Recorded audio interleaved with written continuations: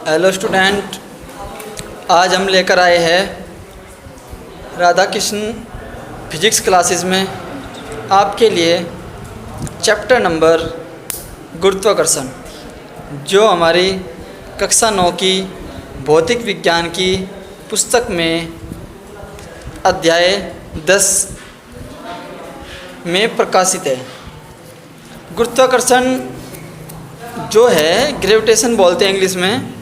हर एक चीज़ हमारी जो पृथ्वी पर है वो एक किसी न किसी बल द्वारा, किसी न किसी आकर्षण द्वारा एक दूसरे से बंधी हुई है। ठीक है जी।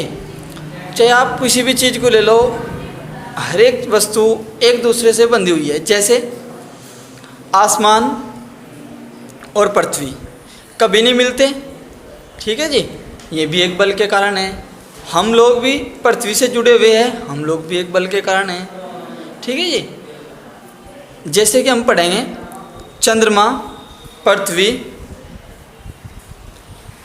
आपकी किताब में लिखा चंद्रमा पृथ्वी का चक्कर लगाता है। जब किसी वस्तु को ऊपर की ओर फेंकते हैं तो वह कुछ ऊंचाई तक ऊपर पहुंचती है और फिर नीचे की ओर गिरने लगती है।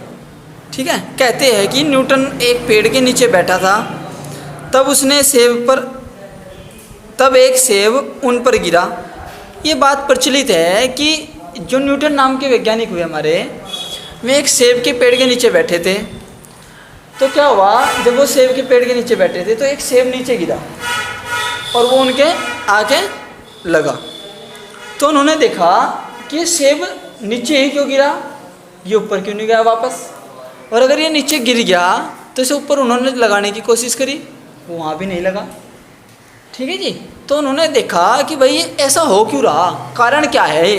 जो चीज़ ऊपर है वो नीचे ही क्यों आ रही, वो वापस क्यों नहीं जा रही ऊपर। ये हम किसी गेंद को फेंकते हैं, क्या होता है, वो कुछ दूरी तक ऊपर जाके फिर नीचे आ रही। हम किसी वस्तु को फेंक रहे, हम तिनके को छत पे से छोड़ रहे, बहुत हल्का है, परंतु क्या हो रहा हो, आपका नीचे आ रहा। तिनकों को ऊपर फेंक रहे, ऊपर नीचे आ रहा थोड़ी देर बाद। कारण क्या है। तो इसी बात को जो समझाना की कोशिश करी गई वो करी न्यूटन ने। ठीक है जी। तो उन्होंने गुरुत्वाकर्षण के बारे में बताया। वो गुरुत्वाकर्षण है क्या, जो ये सारी क्रियाएं हैं, मैं आपको बता दूं, ये सारी की सारी क्रियाएं आपकी गुरुत्वाकर्षण बल के कारण ही है। ठीक है जी। तो इस गुरुत्वाकर्षण को उन्होंने पूर्ण रूप से एक्सप्लेन करा, पूरी जानकारी दी, वो आप देखेंगे किताब में दोबारा।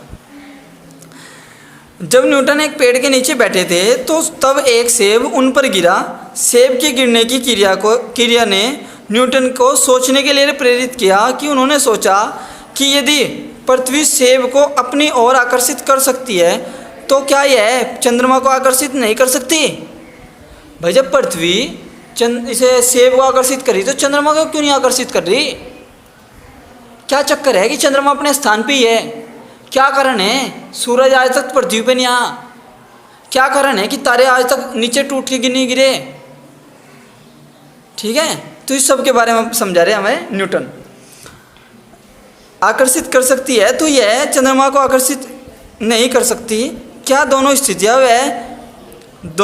स्थितियों में वही बल लग रहा है। उन्होंने अनुमान लगाया कि दोनों अवस्थाओं में एक ही बल उत्तरदायी है, कि दोनों अवस्थाओं में एक ही बल कार्य कर रहा उत्तरदायी है।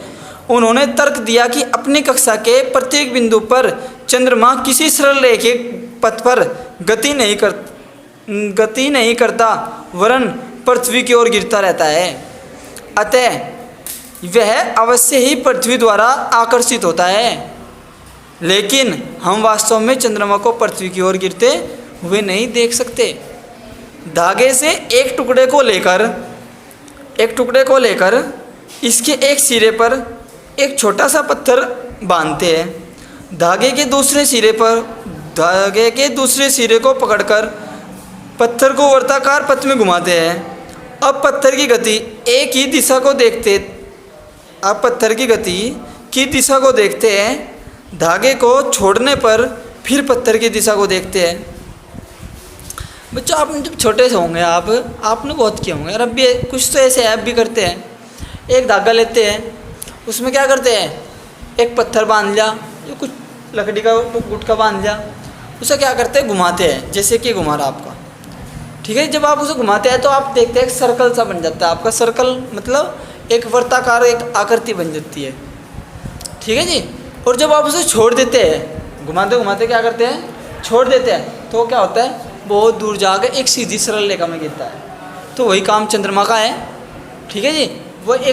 वो पृथ्वी के चक्कर नहीं लगा रहा, वो एक सीधी रेखा में, एक सरल रेखा में गति कर रहा, परंतु हमें ऐसा लगता है हमेशा कि वो जो चंद्रमा है वो पृथ्वी की ओर झुक रहा है, पृथ्वी की ओर गिरने को तैयार हो रहा है। ठीक है जी। इसके बाद आगे पढ़ेंगे। धागे को छोड़ने से पहले पत्थर एक निश्चित चाल से वर्ताकार पथ में गति करता है, जो मैंने बताया आपको भी, तथा प्रत्येक बिंदु पर उसकी गति की दिशा बदलती है। दिशा के परिवर्तन में वेग परिवर्तन या त्वरण सम्मिलित है। भाई जब दिशा और वेग परिवर्तन हो रहा तो वहाँ क्या उत्पन्न होगा, त्वरण, क्योंकि त्वरण की परिभाषा क्या है कि वेग परिवर्तन की दर को त्वरण कहते हैं। ठीक है मानसी बहन जी।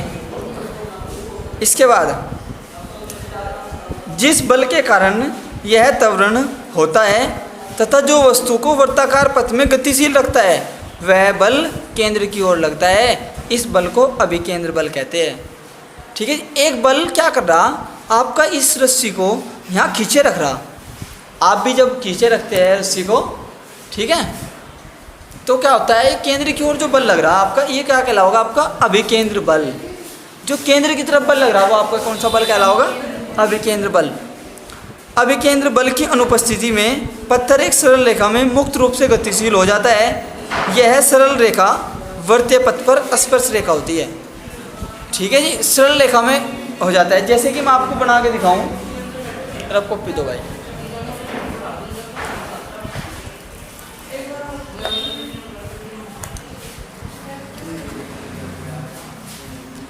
जैसे कि आप, ये था यहाँ पे, ठीक, आप हो यहाँ, आपने यहाँ पकड़ रखा, आपने एक रस्सी ली, ये ले ली, यहाँ पत्थर बांध लिया आपने, इस पर पत्थर, यहाँ पत्थर बांध लिया। जब पत्थर बांध लिया तो आपने इसे घुमाना शुरू कर दिया।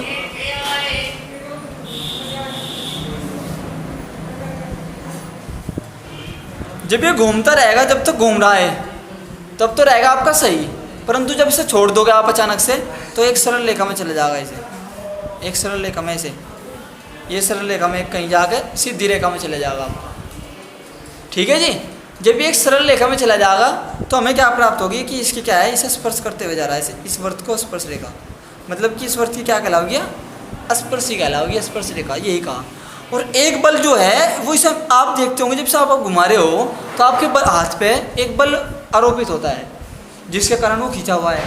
अगर आपने ढीला छोड़ दिया तब भी वो नीचे गिर जाएगा, और अगर बांधे रखेंगे तो ठीक बंधा रहेगा, टाइट रहेगा। तो जो बल लगा रहे आप वहाँ, ये जो बल लग रहा है उसकी तरफ को, उस बल पत्थर के कारण, वो कहलाओगा आपका अभिकेंद्र बल। केंद्र की ओर लगने वाला बल अभिकेंद्र बल कहलाता है। इतनी बात समझ में आई बच्चों? आगे बढ़ेंगे। ये देखो किताब में भी दिखाया गया आपका स्पर्शिका, स्पर्शी का जिक्र करा ना, ये किताब में भी दिखाई गई, देखो स्पर्शी खींच के। इसके बाद पृथ्वी के चारों ओर चंद्रमा की गति अभिकेंद्र बल के कारण ही है। मतलब क्या कहा कि पृथ्वी के चारों ओर जो चंद्रमा चक्कर लगा रहा वो एक अभिकेंद्र बल के कारण ही रुका हुआ है। क्योंकि क्या होगा, जब जिस दिन भी चंद्रमा का और पृथ्वी का अभिकेंद्र बल खत्म हो जाएगा, टूट जाएगा, भूचाल आ जाएगा भाई, ज्वालामुखी फट जाएगी भाई, ये संसार तहस नहस हो जाएगा, सारी सृष्टि का नाश हो जाएगा। ठीक है जी।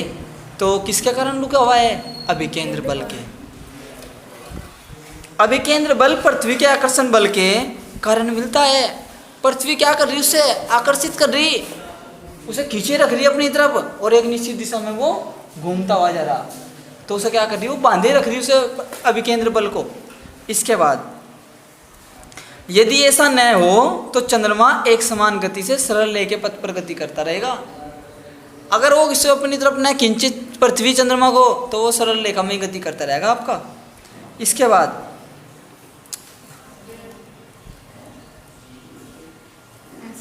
गिरता हुआ गिरता हुआ सेब पृथ्वी की ओर आकर्षित होता है। क्या सेब पृथ्वी को आकर्षित करता है? यदि ऐसा है तो हम पृथ्वी को सेब की ओर गति करते क्यों नहीं देख पाते? भाई कह रहा कि यदि गिरता हुआ जो सेब है वो पृथ्वी पे गिर रहा, पृथ्वी की ओर आकर्षित हो रहा, क्या सेब पृथ्वी को आकर्षित कर रहा? अगर वो ऐसा कर रहा, पृथ्वी को आकर्षित कर रहा सेब, तो उसकी गति क्यों नहीं दिखती हमें? पता लगा कहीं एक सेब गिरने लग रहा टूट के जब पक जाओ। भाई अब आम के टपके चल रहे थे, कहीं पता चल रहा था, जो नीचे गिर रहा था जब आवाज आती टप जैसी, जब देखा देगा कि हाँ भाई कुछ गिरा, ठीक है नहीं? तो भाई आगे बढ़ो, तो हम उसकी गति नहीं देख सकते। जब वो ऊपर से नीचे गिरा तो उसका हम उसकी गति नहीं देख सकते। कभी हो जाए 1-2 बार ऐसा, ठीक है जी। गति के तीसरे नियम के अनुसार सेब भी पृथ्वी को आकर्षित करता है, लेकिन गति के दूसरे नियम के अनुसार किसी दिए हुए बल के कारण त्वरण वस्तु के द्रव्यमान के अनुक्रमानुपाती होता है। समीकरण F बराबर m में से। आगे पढ़ेंगे। पृथ्वी की अपेक्षा सेब का द्रव्यमान नगण्य है। भाई पृथ्वी की अपेक्षा पृथ्वी का द्रव्यमान तो बहुत ज़्यादा है, सेब का द्रव्यमान तो कुछ भी नहीं है उसके आगे, बिल्कुल क्या है, नगण्य। नगण्य किसे कहे? जो है ही नहीं कुछ भी, बस बिल्कुल उसके आगे। इसलिए हम पृथ्वी को सेब की ओर गति करते नहीं देखते। हमारे सौर परिवार में सभी ग्रह सूर्य की परिक्रमा करते हैं। सूर्य तथा ग्रहों के बीच एक बल विद्यमान है। भाई सूर्य और ग्रह, देखो क्या कहा, सौर परिवार में सभी ग्रह सूर्य की परिक्रमा करते हैं। सभी ग्रह जितने भी हैं, शुक्र है, बुध है, बृहस्पति है, आपका रवि है, प्लेटो है, ये जितने भी आपके सारे के सारे क्या कर रहे, सूर्य की परिक्रमा कर रहे। परंतु ये कभी भी सूर्य के ऊपर गिरते ही नहीं। क्यों नहीं गिरते? ये किसी बल के कारण जुड़े हुए हैं। आगे देखो, विद्यमान है, एक बल विद्यमान है, कोई बल विद्यमान है, उस बल का नाम बताओगे भी। उपरोक्त तथ्यों के आधार पर न्यूटन ने यह निष्कर्ष निकाला कि केवल पृथ्वी ही सेब और चंद्रमा को आकर्षित नहीं करती, बल्कि विश्व के सभी पिंड एक दूसरे को आकर्षित करते हैं। अतः वस्तुओं के बीच एक आकर्षण बल है जिसे गुरुत्वाकर्षण बल कहते हैं। पता चल गया जी? प्रत्येक वस्तु एक दूसरे को क्या कर रही है, आकर्षित कर रही है। संपूर्ण विश्व में, विश्व का मतलब है पूरे जगत में, पूरे संसार में प्रत्येक वस्तु एक दूसरे को क्या कर रही है, आकर्षित। ठीक है जी। जैसे आपका पेड़ लगा हुआ, वो गिर गया, उसकी एक टहनी टूट गई, क्या होगा? नीचे आओगी वह, ऊपर नहीं जा सकती वह। क्यों नहीं जाती ऊपर? क्योंकि ऊपर की तरफ से उस पर आकर्षण बल नहीं लगा हुआ है जो उसे अपनी तरफ आकर्षित करे। परंतु पृथ्वी क्या कर रही है, उसे अपनी ओर आकर्षित कर रही। जब पृथ्वी अपनी ओर आकर्षित कर रही प्रत्येक वस्तु को, तो ये क्या है आपका आकर्षण बल। और इसी आकर्षण बल को क्या करें हम, गुरुत्वाकर्षण बल। कोई व्यक्ति है, वो चल रहा, ठीक है जी, वो उड़ने लगा या कहीं ऊपर से कूद रहा, क्या होगा? कुछ टाइम हवा में रहेगा, फिर नीचे आओगा। क्यों? पृथ्वी से अपनी तरफ आकर्षित कर रही, ठीक है नहीं? चिड़िया है, चिड़िया उड़ सके, वो तो पंख है उसमें, तो उड़ रही, उसके पंख में कुछ खराब भी आ गई, ठीक है जी, या वो थक गई, क्या होगी? तुरंत जमीन पे। क्यों? पृथ्वी से आकर्षित कर रही है। हवाई जहाज है, एरोप्लेन उड़ रहा जी, तेल खत्म हो गया, बंद हो गया, कहाँ गिरा था? तुरंत धरती पे। जब वो 100, 200, 300 किलोमीटर दूर ऊपर था, क्या वो ऊपर नहीं जा सका था? और सर वो लैंड वो ऊपर भी तो जा सका था भाई, ऊपर भी तो आकर्षण बल लग सका था उस पर। वो नीचे क्यों आया? क्योंकि नीचे पृथ्वी क्या कर रही, उस पर एक आकर्षण बल आरोपित कर रही। कौन से बल? गुरुत्वाकर्षण बल, ग्रेविटेशन। ठीक है जी। प्रत्येक वस्तु पे पृथ्वी क्या लगा रही? गुरुत्वाकर्षण बल लगा रही, जिस कारण हम सब लोग बंधे हुए। ठीक है जी। हम चाहे कुछ भी कर ले, आना में पृथ्वी पे ही पड़ेगा। तो पृथ्वी क्या कर रही? गुरुत्वाकर्षण बल लगा रही। जितने भी ग्रह है, सूर्य है, चंद्रमा है, सबके सब किस पर टिके हुए? गुरुत्वाकर्षण बल के कारण ही टिके हुए हैं। नहीं तो भाई अब तक का चंद्रमा सूरज में मिल जाता, पृथ्वी मिल जाता, सब कुछ। चल ले वीडियो घबराओ ना आप, यही है फिजिक्स में। ठीक है जी। अब आपका टॉपिक आया न्यूटन का गुरुत्वाकर्षण का सार्वत्रिक नियम।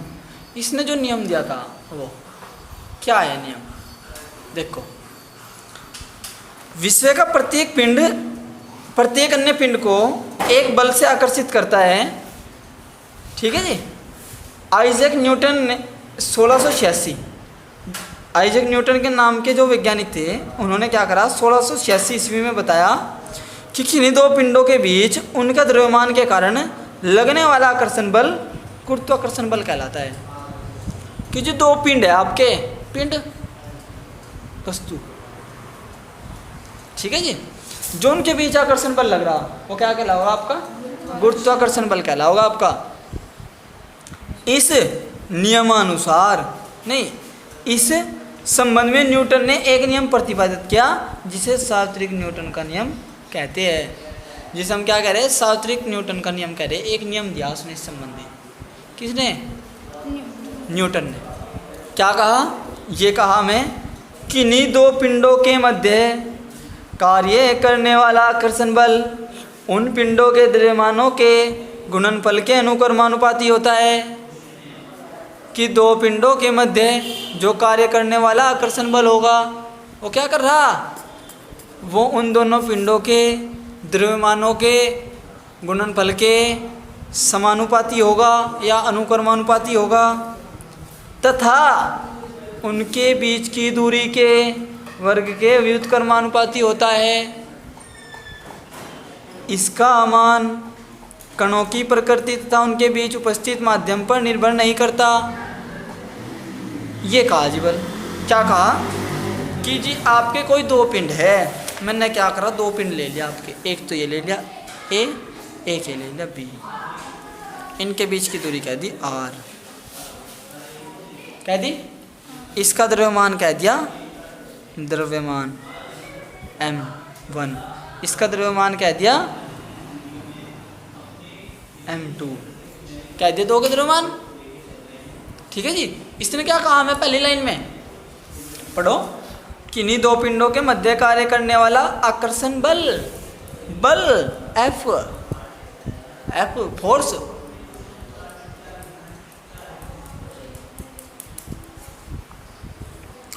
उन पिंडों के द्रव्यमानों के गुणनफल के, उन पिंडों के द्रव्यमानों के गुणनफल के m1 m2 गुणनफल कर दिया, गुणनफल के अनुक्रमानुपाती होता है। अनुक्रमानुपाती का चिन्ह हो, समीकरण नंबर क्या होगी? 1। ठीक है जी। आगे पढ़ो। तथा इसका तथा उनके बीच की दूरी के वर्ग के व्युत्क्रमानुपाती होता है। ये बल ही क्या हो? इनके बीच की दूरी कितनी? r, व्युत्क्रमानुपाती 1/r² हो जाएगा। तो क्या आ गई समीकरण नंबर 2। तो समीकरण 1 व 2 से बहुत अच्छा पेन है भाई। समीकरण 1 व 2 से बहुत अच्छा पेन लेकर भाई मानसी बहन जी आज तो देखो कैसे चल रहा। समीकरण 1 व 2 से F समानुपाती m1 m2/r² हो जाएगा भाई। और जब ये हो जाएगा तो समानुपाती हटाने के लिए हम क्या कर रहे हैं? एक नियतांक लगाया करे। और यहाँ नियतांक क्या लगाओगे?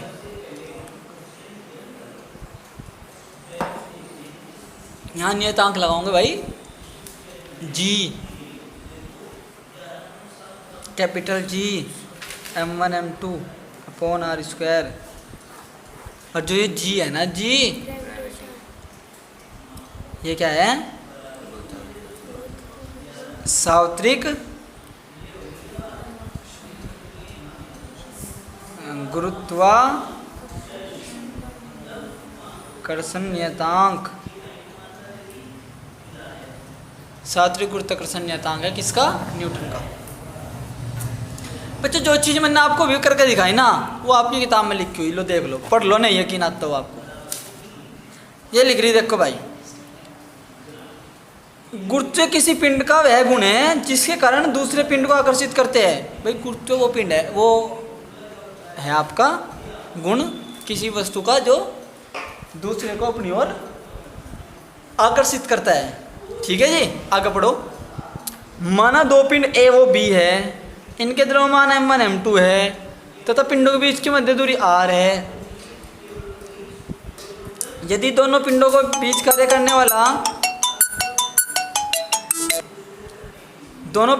कार्य करने वाला बल आकर्षण बल F हो, बल कितना हो, F हो, तो न्यूटन के गुरुत्वाकर्षण का नियम अनुसार F समानुपाती m1 m2 अपॉन इंटू दूसरी समीकरण बन जाएगी आपकी F समानुपाती 1/r²। अभी नहीं करके दिखा बच्चों आपको ये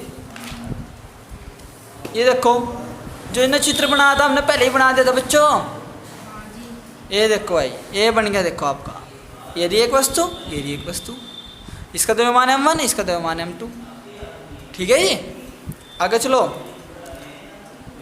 गुरुत्वाकर्षण नियतांक हटाया, क्या लगा दिया जी, ये समानुपाती का चिन्ह हटाया, क्या लगा दिया, गुरुत्वाकर्षण नियतांक जी। यहाँ जी एक समानुपाती नियतांक है जो सार्वत्रिक गुरुत्वाकर्षण नियतांक कहलाता है। इसे सार्वत्रिक नियतांक इसलिए कहा जाता है क्योंकि इसका मान सभी स्थानों पर समान रहता है। भाई कहीं चले जाओ आप, ये आपका समान ही रहेगा। समान का मतलब है चाहे आप कितने ऊपर नीचे कहीं चले जाओ उस पृथ्वी पे, पृथ्वी आपको अपनी ओर आकर्षित उसी बल से करेगी जिस बल से वो आपके एक स्थान पर कर रही, सारे स्थानों पर उसी बल से आकर्षित करेगी आपको, चाहे आप अपने घर रहो, चाहे आप अपनी मम्मा के चले जाओ। ठीक है जी, अच्छे अंशी करके घर चले जाओ, समझ गए, पृथ्वी आपको वहाँ भी उसी आकर्षण बल तक करेगी। ठीक है नहीं, चाहे प्रियांशु को ऊपर से धक्का दे दो, चाहे टावर पर खड़ा करके धक्का दे दो, हवा का पृथ्वी पे, किस कारण, गुरुत्वाकर्षण बल के कारण। ठीक है नहीं, मुझे भैया जी चाहे आप साइकिल तेज चलाओ और चाहे चलाओ आप आराम से, उतरना आपको पृथ्वी पे ही पड़ेगा, हवा में नहीं उड़ सकते आप, और उड़ भी गए फिर नीचे आ जाओगे। क्यों, क्योंकि गुरुत्वाकर्षण बल है। ठीक है नहीं, तो गुरुत्वाकर्षण बल से क्या है, प्रत्येक चीज़ हमारी बंधी हुई है। चलो फिर कोई बात नहीं, बंधी हुई तो अच्छी बात है, सुथरी बात है। क्योंकि इसका मान सभी स्थानों पर समान रहता है तथा इसका मान पिंडों की प्रकृति, द्रव्यमान, उनके बीच की दूरी तथा उनके बीच के माध्यम, समय, ताप आदि पर निर्भर नहीं करता। सार्वत्रिक का अभिप्राय यह है कि सभी वस्तुओं पर लागू होता है। सभी वस्तुओं पर लागू होगा, पितांशु कभी सोचा मेरे पे लागू हो रहा, सभी पर होगा, आपकी भैंस पे भी होगा, समझ गए, आपकी साइकिल पे भी होगा, आपके मकान पे भी होगा।